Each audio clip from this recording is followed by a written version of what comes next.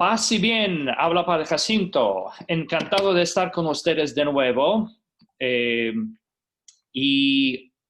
Hoy día he hecho una invitación a una persona, Alejandro Mendoza, para que pudiéramos conversar sobre la Biblia y qué es lo que cómo podemos poner en práctica el llamado de Dios en el mundo de hoy. Pues quisiera pedir que a bendición a todas las personas que están conectadas por medio de los medios de comunicación social a esta clase de la Biblia, que Dios derrame su bendición sobre ustedes, su sabiduría, su prudencia, que nos ayude a todos a vivir el Evangelio y ser testigos del Evangelio en caridad, injusticia, para que otras personas, viendo nuestro compromiso por el bienestar, nuestras vidas, pudieran también acercarse más a Dios y tener vida en abundancia. Te lo pedimos por Jesucristo, nuestro Señor. Amén. Amén. Pues ahora quisiera compartir con ustedes de nuevo un pasaje de la Biblia que hemos escuchado ayer. Momento.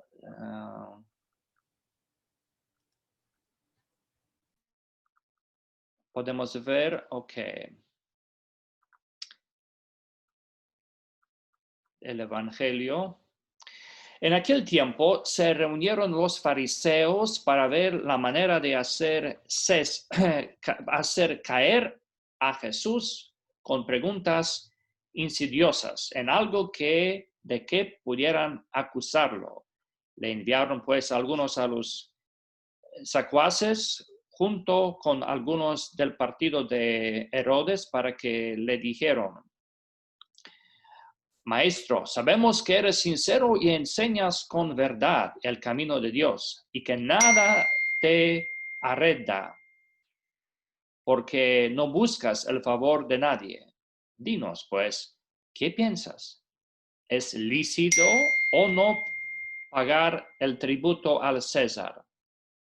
Conociendo Jesús la malicia de sus intenciones, les contestó: hipócritas, ¿por qué tratan de sorprenderme? Enséñanme la moneda del tributo. Ellos le presentaron una moneda. Jesús les preguntó: ¿de quién es esta imagen y esta inscripción? Le respondieron: del César. Y Jesús concluyó: den pues al César lo que es del César y a Dios lo que es de Dios. Palabra del Señor. Pues en este pasaje entendemos que Jesús habla de cómo, bueno, trata de evitar las trampas que otras personas tratan de ponerlo, y a través de los siglos de la historia de la Iglesia, este pasaje a veces ha sido utilizado para decir las cosas del César, quiere decir del poder político. El César, emperador, es la cosa de política, de economía, y las cosas de Dios, como lo puro espiritual, esto es algo de Dios, como si fuera una separación.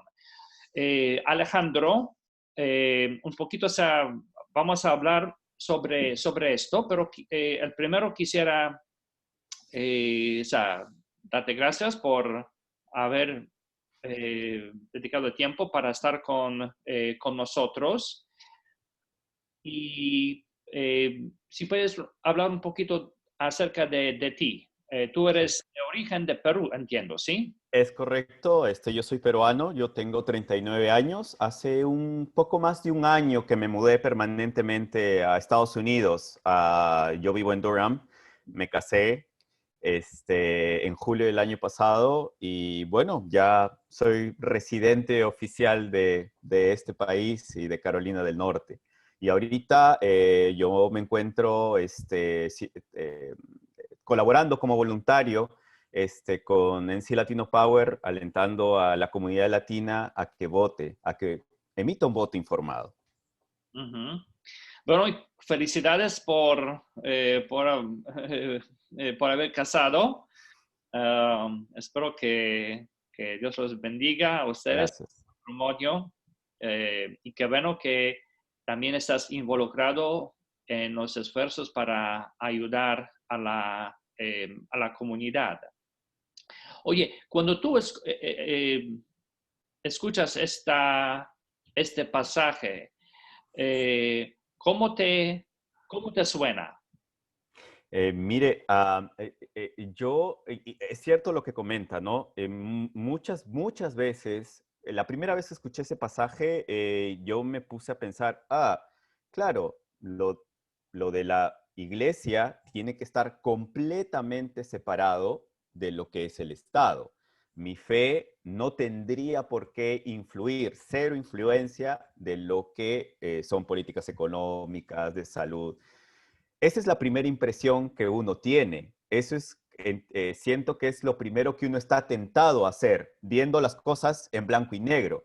Pero Ujú. luego cuando uno se pone a reflexionar desde un punto verdaderamente cristiano, ese punto de vista yo siento que va inclusive contra lo que uno puede considerar que es ser cristiano. Yo recuerdo cuando iba a la iglesia evangélica allá en Perú, que uno de los principales mensajes de Jesucristo fue, ama a tu prójimo como a ti mismo. Entonces, ¿cómo puedo encerrarme yo desde mi punto de vista, no querer involucrarme o preocuparme en lo que le pasa a mi prójimo? Eh, no me hace sentido. Políticas de migración, economía, de salud, todas esas cosas afectan a mi prójimo. Tal vez no me afecten a mí, pero le están afectando a ellos. Entonces, ahí ya me pongo a pensar, dar a Dios lo que es a Dios y al César lo que es del César. Tal vez el dar a Dios lo que es de Dios involucre un compromiso más allá, pero desde un punto de vista de que Él está afectando a mi prójimo, a mis hermanos, y no pensar solo en mí desde mi punto de vista, eh, por ahí algo sesgado de lo que solo me afecta a mí o solo lo que yo siento que es mi creencia desde mi rinconcito. Entonces, pero obviamente se da para bastantes interpretaciones.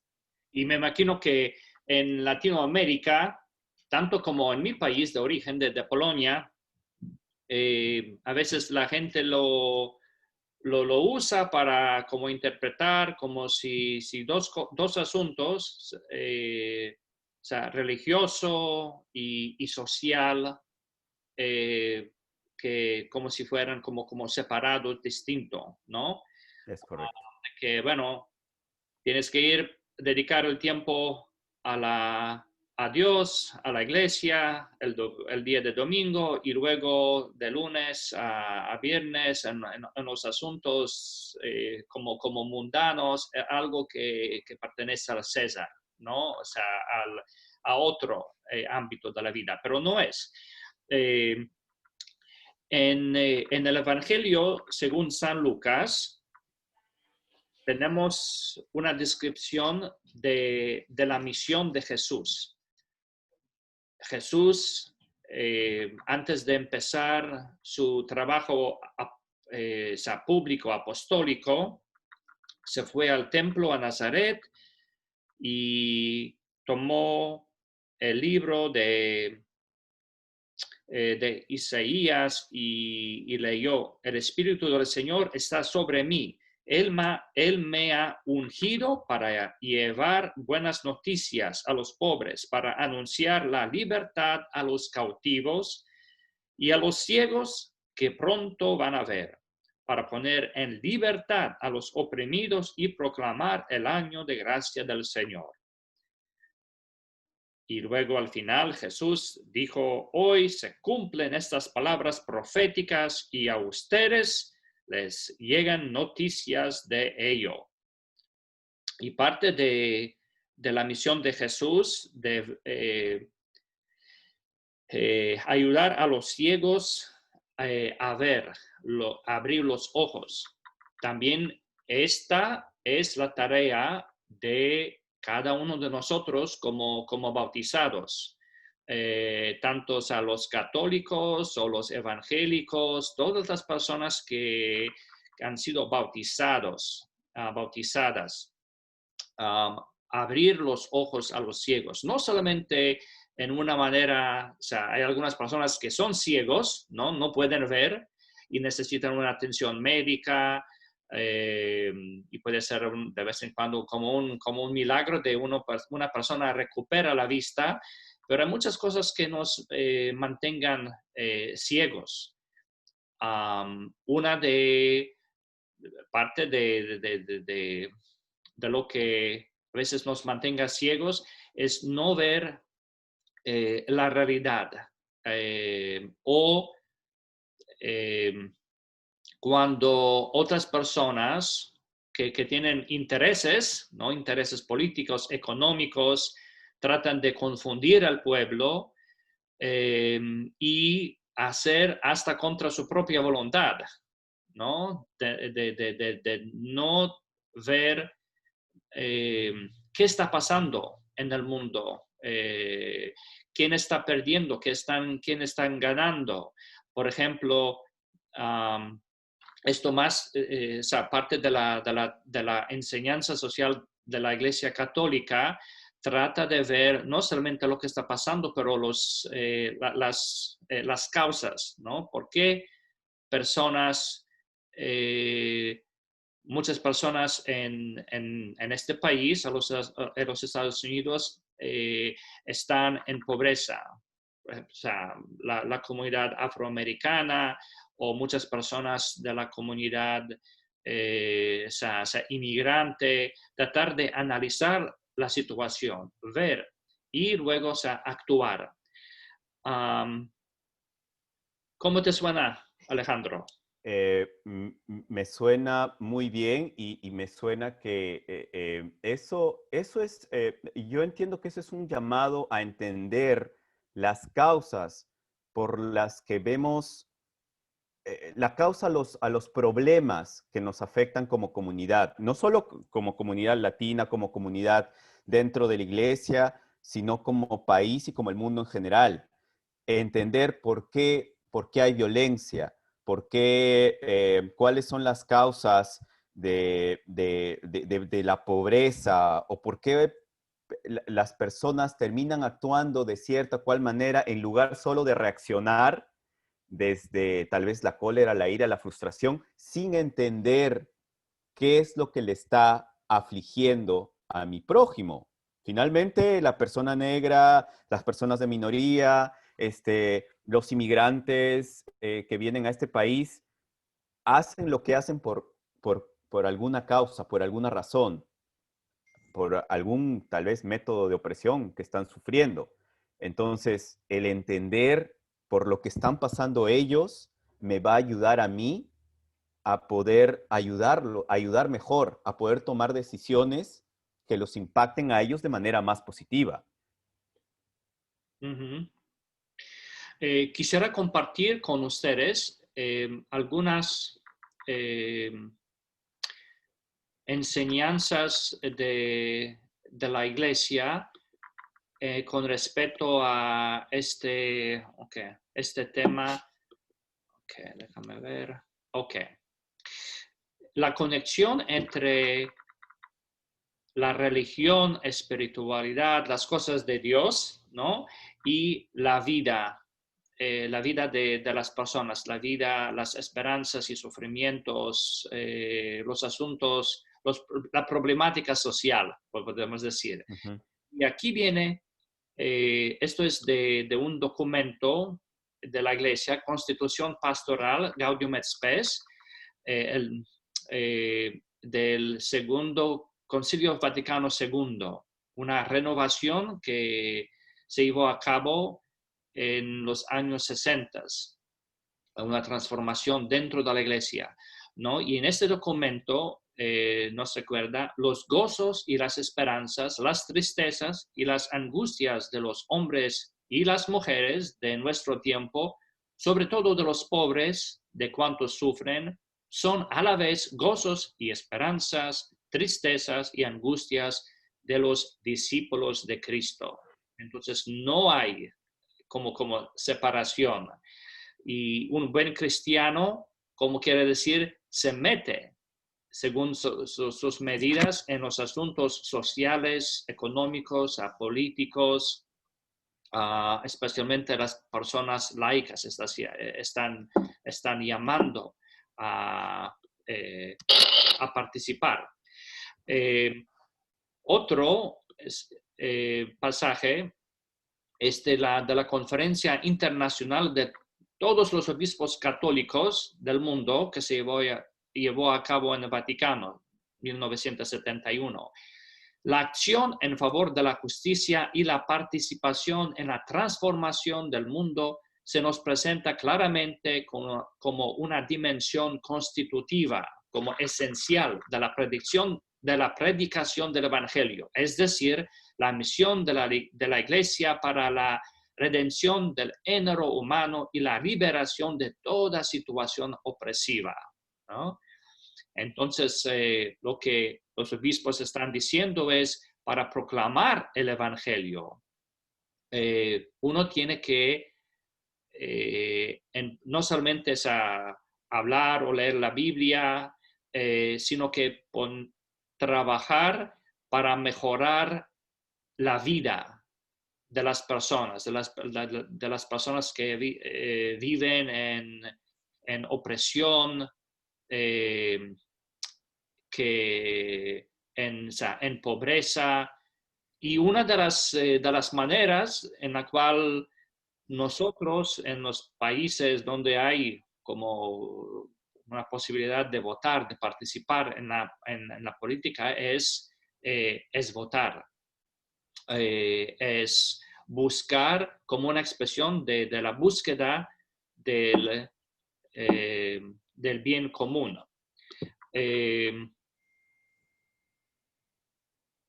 Quisiera otro breve pasaje. Esto es de la Conferencia de los Obispos de Latinoamérica, de CELAM, se llevó a cabo en Puebla. La Iglesia debe evangelizar la totalidad de la existencia humana, incluida la dimensión política. Crítica por esto a quienes tienden a reducir el espacio de la fe a la vida personal o familiar, excluyendo el orden económico, social y político, como si el pecado, el amor, la oración y el perdón no tuviesen ahí relevancia.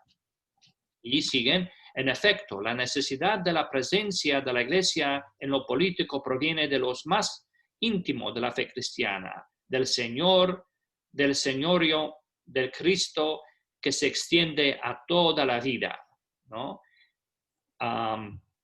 Entonces, la preocupación por el bienestar del ser humano tiene que impulsar a uno a involucrarse en la vida social del pueblo, del país. Y por ejemplo, es esto Benedicto XVI que nos recordaba, la Iglesia no puede ni debe quedarse al margen de la lucha por la justicia. Sin embargo, a veces hay personas o grupos dentro de la misma Iglesia que no quieren que la Iglesia desafíe el sistema, que mantienen sus intereses como políticos y económicos de la opresión y prefieren que la iglesia se quede como callada sin tocar los asuntos que va contra sus intereses económicos, ¿no? O quizás quieren que la iglesia solamente se enfoca en la cuestión como del matrimonio, de la familia, de algunos asuntos, y no quieren tocar otros asuntos. Y como sabemos que el aspecto, por ejemplo, económico, ¿no? Tiene mucha relevancia, tiene gran impacto al bienestar de la familia, por ejemplo. Eh, de nuevo, Benedicto XVI, el cristiano laico en particular formado en la escuela de la Eucaristía está llamado a asumir directamente su propia responsabilidad política y social.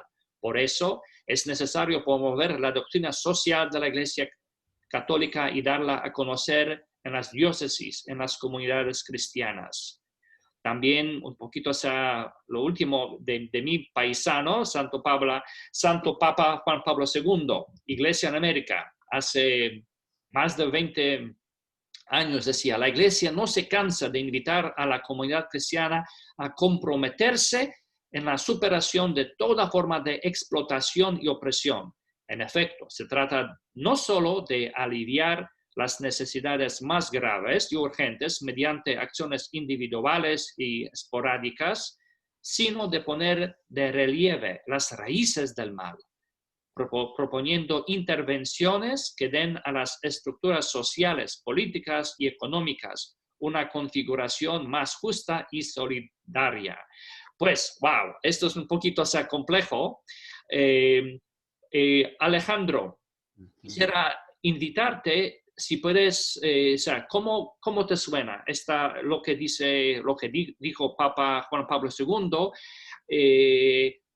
a la luz de lo que estamos viviendo ahora, en este momento, en este país, preparando para votar? ¿Qué está en el juego en estas elecciones? ¿Cómo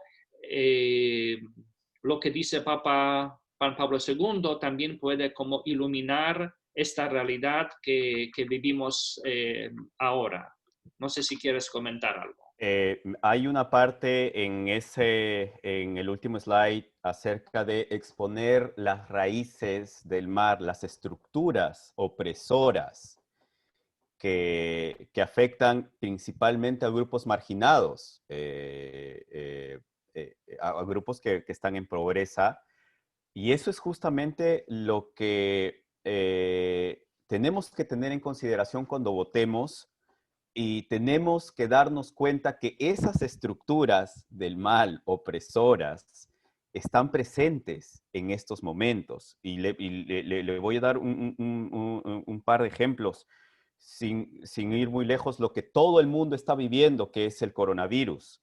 El coronavirus tiene impacto de mortalidad alta, especialmente en las comunidades pobres, en las comunidades indígenas que viven en el Amazonas. ¿Por qué?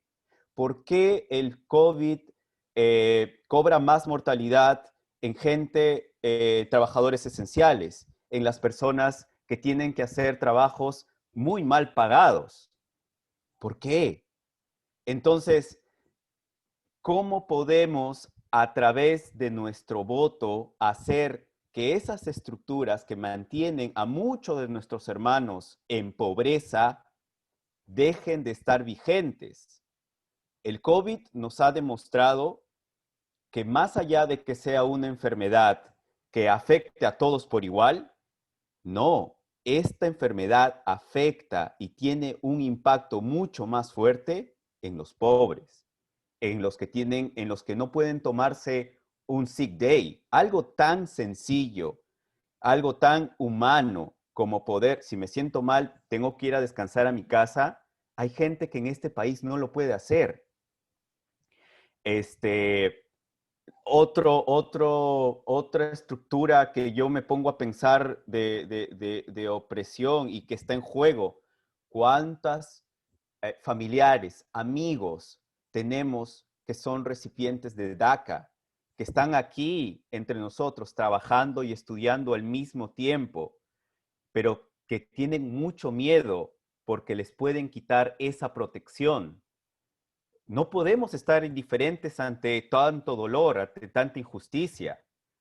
Hay que estar en claro y hay que darnos cuenta quiénes son esas estructuras de poder, estos políticos que quieren hacer que las cosas sigan siendo igual, que los pobres, oprimidos, gente de color, gente negra, siga estando en la misma situación que ha estado por muchos años y que lamentablemente cuando tenemos crisis grandes como el COVID, somos los que tenemos, somos la parte de la población que más nos afecta. Entonces, hay que tomar conciencia, hay que tomar mucha conciencia y como usted dijo, padre, no solamente es ponernos en nuestra esquina y decir, bueno, a mí me interesa la familia, a mí me interesa cierto punto relacionado a mi fe, sino miremos the big picture, miremos la gran fotografía, a mis hermanos, a mi prójimo, que es menos afortunado que yo, cómo todo lo que está pasando en este país les está afectando. Y, o sea, gracias Alejandro. Lo que me hace pensar es como, bueno, al inicio del año, cuando la pandemia surgió, habían tantas advertencias de que esto es una amenaza, una gran amenaza a todo el país, que hay que tomar las medidas preventivas. Pero cuando o sea, algunas personas se dan cuenta, bueno, no es más, quizás no van a afectar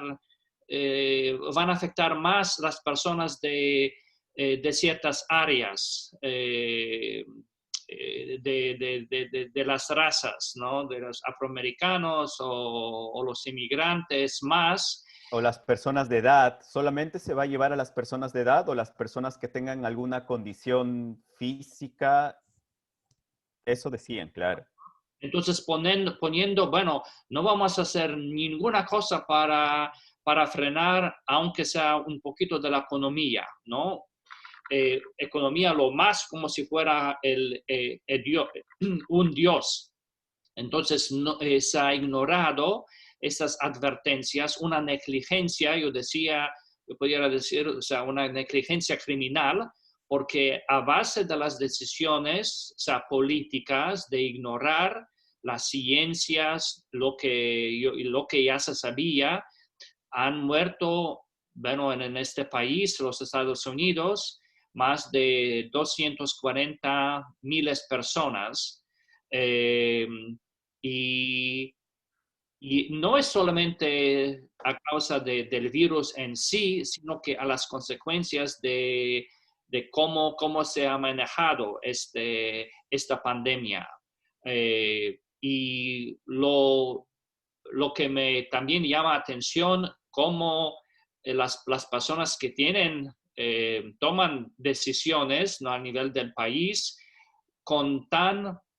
que era tan fácil de decir, bueno, si algunos ancianos tienen que morir, bueno, que lo hagan por el bienestar de la economía, ¿no? Es que vamos a hacer que sacrificar a los ancianos o las personas que trabajan en una manera que, ¿no? Muchos inmigrantes tienen que trabajar o en las tiendas, con el contacto más directo, ¿no? Sí. Entonces, si un porcentaje de ellos tiene que morir por el bienestar de la economía, que lo hagan. Y como sabemos, por esta negligencia, por esta ignorancia, no solamente, bueno, han muerto tantas miles de personas, y también ha impactado la economía. Entonces, las personas que a veces se presentan que, bueno, que quieren se preocupan por la economía, no es, ¿no? Porque como sabemos que esto ha impactado a muchas personas, no solamente aquí los inmigrantes que viven en los Estados Unidos, pero yo sé en los países como Guatemala, como Salvador, muchas personas ya no pueden mandar allá las remesas y la economía allá, la gente sufre más y más desesperada de salir y ejercer su derecho a la vida, ¿no? Entonces, todo está, o sea, interconectado. Y pues, y para otra cosa que entendemos de la Biblia claramente es cada persona tiene dignidad. Eh, somos hijos e hijas de Dios, con valor, con los sueños, con los que Dios tiene plan para cada uno de nosotros. Dios quiere dar la vida, no solamente en los primeros 9 meses, ¿no? Pero también en el transcurso de toda la vida. Y entonces hay que ejercer este derecho que uno tiene, ¿no? Los que tenemos para votar, para participar en una manera, o sea, muy, muy responsable. Y Alejandro, tú, o sea, ¿qué opinas? En Latinoamérica, de tu experiencia, hay personas que tienen ciertos discursos que van a hacer, o sea, muchas como promesas, que son a veces como se ponen como en favor del pueblo, pero en realidad no, no son. Y, y para nosotros como seguidores de Jesús, el príncipe de paz, el Jesús que decía que era el camino, la verdad y la vida, no la verdad.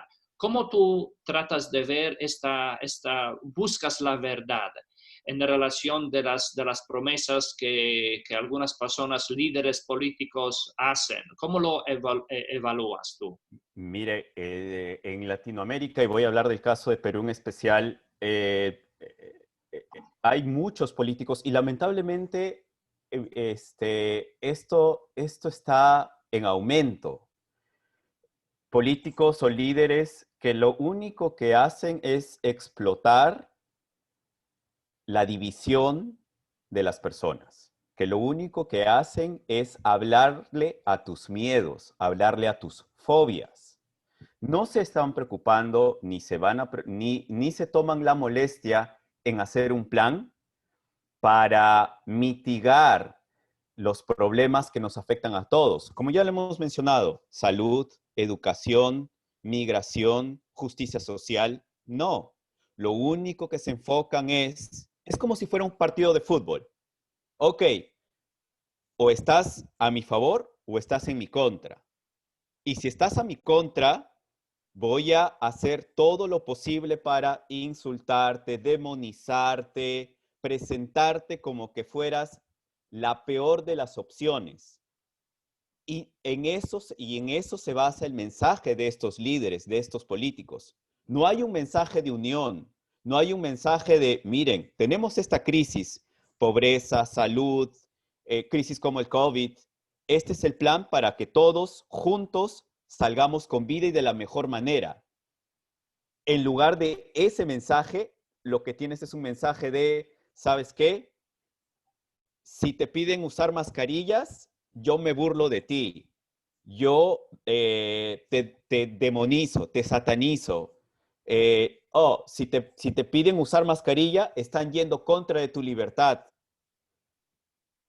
Le siguen hablando a tu miedo, a la fobia que uno pueda tener, y en base a eso tratan de influenciar tus elecciones, Ajá. las Y opciones que tú algo tengas. interesante, ¿no?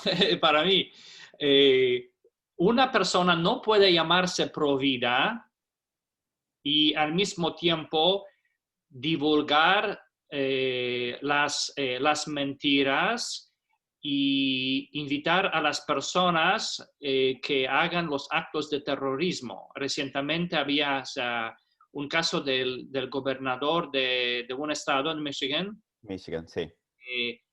una mujer que ha puesto varias medidas de prevención, ¿no? De proteger a la gente, ¿no? Por ejemplo, de medidas de prevención de la pandemia. Algunas personas no le gustaban, especialmente cuando, o sea, el presidente estaba diciendo, no, hay que liberar el Estado porque no se puede permitir que esto haga. Entonces surgió un grupo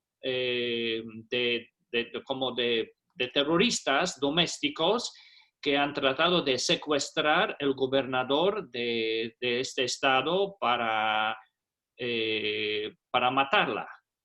Sí. ¿No? Y ellos fueron animados por una persona que tiene un poder político, ¿no? Entonces hay que ver también la hipocresía y no creer en los discursos que a veces se habla, no todo lo que es, parece que una persona en favor de familia, en favor de la vida es, ¿no? Sí. Es como no seamos tontos. Hay que darse cuenta que hay muchos lobos con piel de oveja. Y este es un caso muy, muy, muy claro. Mientras teníamos al inicio que nos decían, esto es como la gripe, esto es como el flu, pero tras bambalinas, en su círculo personal, te decían, esto es grave, esto es peligroso. Entonces, y mi vida, y la vida de mi papá, la vida de mi abuela, la vida de mi tía que tiene diabetes, o la vida de tantos otros que ya tienen alguna precondición, ¿no vale? O en abril, cuando ya se tenía un plan para enviar 5 mascarillas a cada familia en los Estados Unidos para empezar a protegernos de la pandemia, se termina bloqueando esa medida. ¿Con qué razón? ¿Para proteger a quién? ¿Mi vida? ¿La vida de usted? ¿La vida de tu abuela? ¿De gente que quieres tú? No, era simplemente para proteger el mercado, para proteger el stock market. Entonces, estoy de acuerdo consigo, padre, con usted, padre. Y Hay, a largo plazo también destruyendo la economía. La economía no solamente aquí en los Estados Unidos, que se va, o sea, muy por abajo, pero también impactando, teniendo las repercusiones en muchos países en otras partes del mundo. O como yo sé que algunas personas que en los Estados Unidos, porque fue como el país que con una tasa de las infecciones más altas, y que las personas que se quedaban en o sea, encarcelados, los inmigrantes que como llegaron a ser contaminados con virus, y muchas de estas personas también fueron mandados a deportados, ¿no? Aunque los países no tenían posibilidad, era más difícil para ellos tratar este problema, ¿no? Esto no es pro vida. exactamente, no lo es. Y hay otro tema muy importante, este, inclusive ahora cuando tratamos dentro de las políticas que se tienen en este país, de atender a todos en materia de salud y protección contra el virus, todavía hay un estigma contra los inmigrantes indocumentados. No hay una protección al 100% para los trabajadores del campo o para los trabajadores que están en las empacadoras de carne, cortando carne, donde muchas veces el distanciamiento social no es posible. Pero, sin embargo, una persona con todos sus privilegios puede disfrutar de un rico asado, de un rico pedazo de carne, sin pensar en que esa carne fue cortado y trabajado por un una persona inmigrante sin que tenga esta persona exponiéndose a contagiarse del virus, eso no es protección a la vida. Entonces, como verdaderos cristianos, debemos tomar en consideración y reflexionar qué le está pasando a cuál es la situación de mi prójimo. Y es claro que el COVID nos está mostrando cómo nos está impactando de manera muy irregular y está impactando más a otros segmentos de la población, y eso es injusto. También seguir hablando de la Biblia y cómo Jesús se identificó con la verdad, ¿no? Yo soy camino, yo soy yo soy el camino, la verdad y la vida. Y nosotros estamos como cristianos, como católicos, seguir por este camino de la verdad y no dejarnos de nuevo engañar, no dejarnos manipular. Una manera que yo veo que ahora se manipule es buscar las cosas que puede como asustar a la gente, ¿no? Decir, oye, este candidato, él es como socialista, no tiene nada, va a ir contra la iglesia. O sea, la mentira, ¿no? Me imagino que hasta Jesús pudiera llamar un socialista porque Jesús en la Biblia dice que vino para llevar a buena nueva a los pobres, ¿no? Entonces, tener un gran cuidado de no caer en esta trampa. Sí, en no caer en los falsos profetas. Hay muchos falsos profetas, no solamente en este país, sino en toda Latinoamérica, que se llenan la boca diciendo que protegen a los más necesitados o que tienen valores cristianos, pero en la práctica no lo hacen. Creo que hay una parte en la Biblia que dice, por sus obras, por sus hechos los conoceréis. Entonces, reflexionemos cuáles son los hechos, cuáles son las obras que hemos estado viendo hasta ahora. ¿Es realmente se refleja los valores de Jesús, los valores de la iglesia? Demonizar, satanizar a un grupo étnico, el alentar la violencia, el insultar, el dividir, ese es el camino de Cristo. Y ver también quién es la persona que tiene,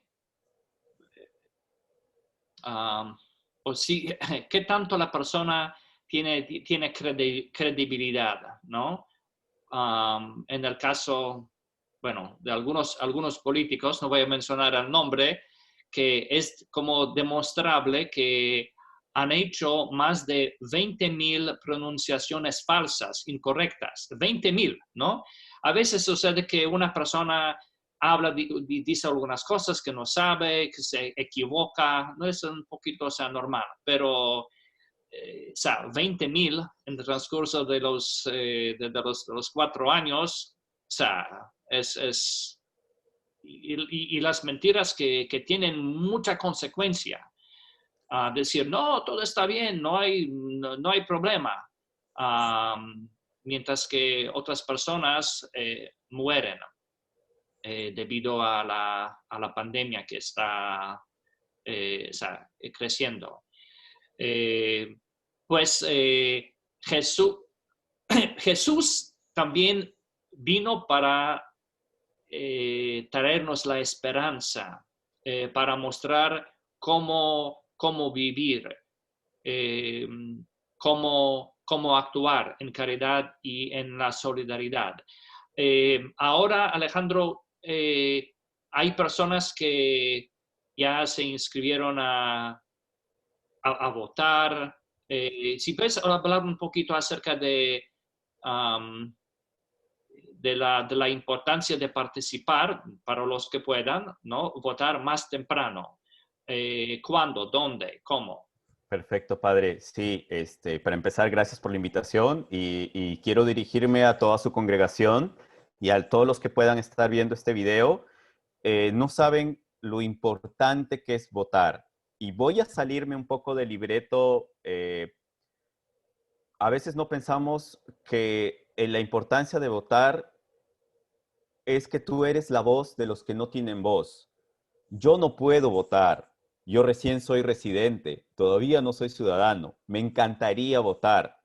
Hay muchas otras personas en nuestra comunidad que por diferentes razones tampoco lo pueden hacer.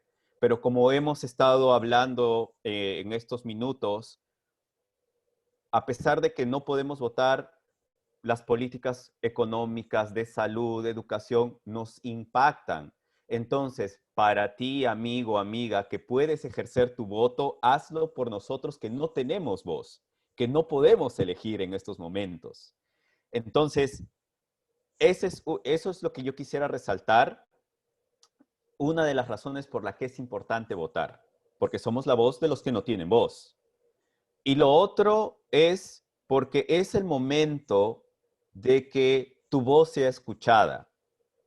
Y me refiero específicamente a la comunidad latina hispana en Carolina del Norte. Creo que todos los votantes somos más o menos el 4%. Somos como más o menos 300,000 latinos habilitados para votar en Carolina del Norte. Ujú. Si todos salimos, podemos hacer que elegir autoridades que beneficien con políticas a nuestra comunidad también, a nuestros hermanos. Entonces, salgan a votar, pero salgan a votar tomando las consideraciones, no olvidando que seguimos en pandemia. Y como dijo el padre, es muy importante el voto, en estos momentos el voto temprano cobra muchísimo más importancia, porque si nos esperamos hasta votar el día 3, nos vamos a encontrar con largas colas, con aglomeración de gente, donde tal vez sea más difícil cuidarnos del coronavirus. Del 15 de octubre al 31 de octubre tenemos como 17 días para planificar perfectamente dónde y cuándo votar y hacerlo de manera segura, pensando en los que no tienen voz y en nuestro prójimo que está sufriendo. Ahí el padre va a compartir, es un folleto. Estos son las 20, más o menos son unas 15, 10 lugares en Durham donde se puede votar. Hay un centro de votación, y tal vez muchos de ustedes no lo conozcan, que está solo a 3 minutos de donde está la iglesia. Es en el Duke Karsh Alumni Center. Inclusive ahí estamos dejando, para los que quieran informarse, está 3 minutos manejando de la iglesia.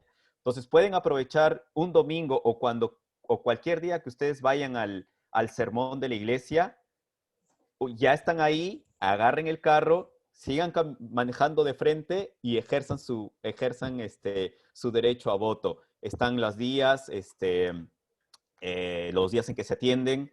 Si todavía no se han inscrito para votar, no se preocupen. Del 15 al 31, ustedes pueden inscribirse y votar al mismo tiempo. Entonces, no dejen de hacerlo, especialmente porque como decía, como dice usted bien, padre, dar al César lo que es del César y a Dios lo que es de Dios.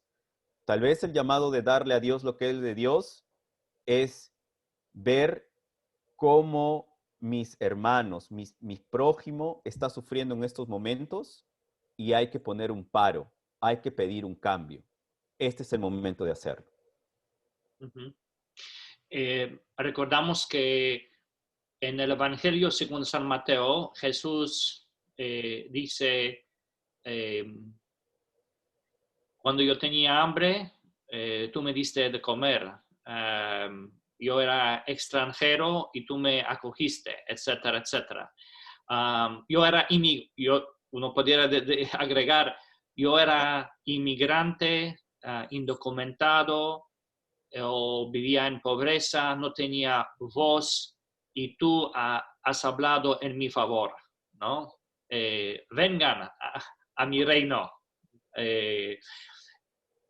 Reconocemos que cada persona, especialmente los más necesitados, están como imprimidos, tienen un sello divino.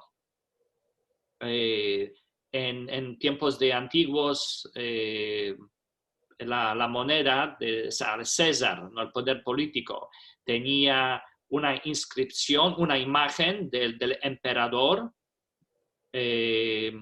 y una inscripción de que él era como hijo divino de Dios, ¿no? Como una blasfemia. Y Jesús decía, bueno, que lo quitan, que lo usan la moneda, lo devuelvan al César, pero lo que pertenece a Dios, dale a Dios. Y todo lo ser humano está imprimido, tiene un sello de Dios. Aún todo el mundo tiene las señales que pertenece a Dios, Dios de la vida. Entonces, haciendo bien en nuestras propias familias, preocupándose, luchando por el bien común, por la justicia, uno devuelva a Dios lo que pertenece a Dios.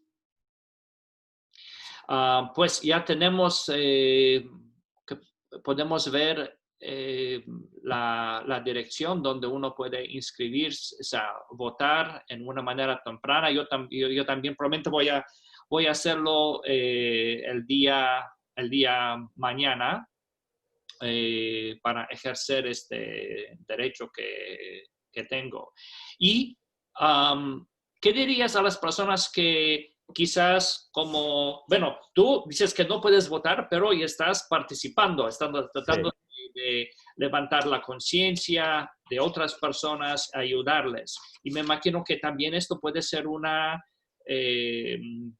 sea, algo concreto que cada inmigrante puede ser aún, o sea, los que son residentes o una persona que no tiene los documentos, también puede hacer.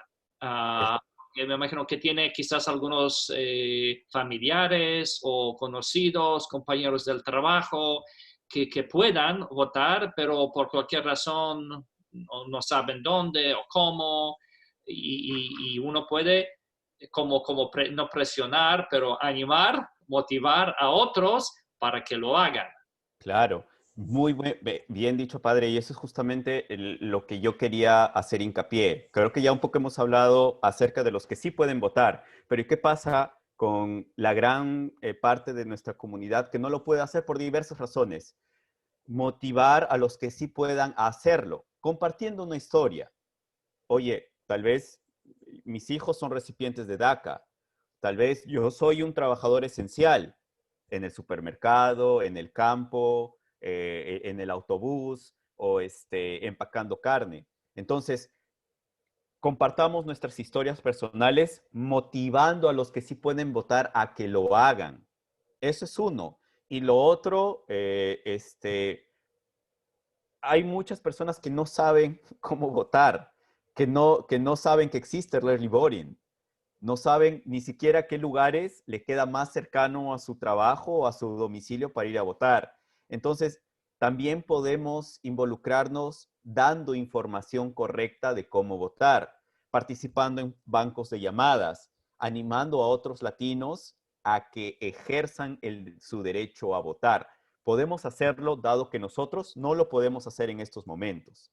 Hay un número de teléfono que lo veo en un volante para las personas que tienen preguntas o quisieran más información. ¿Yo puedo leerlo? Sí, sí, sí. Eso es del Estado. Ajá, ok. Ujú. En todo caso, si por ahí tienen alguna duda, podemos dejar mis números de contacto también para que me llamen. A veces la gente quiere votar, pero no sabe cómo hacerlo aún. Puede inscribirse, pero no sabe dónde inscribirse.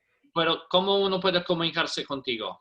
A ver, podemos dejar tal vez luego en los comentarios ahí mi número de celular y y mi correo electrónico. Mi correo electrónico, se los digo, es alejandro@nclatinopower.org Y mi teléfono es el 984.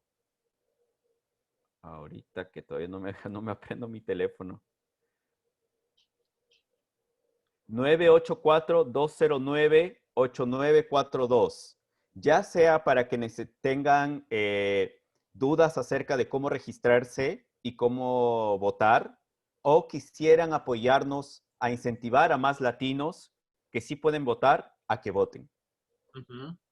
Y también para, antes de terminar, quisiera decirles que la iglesia no toma una postura partidista.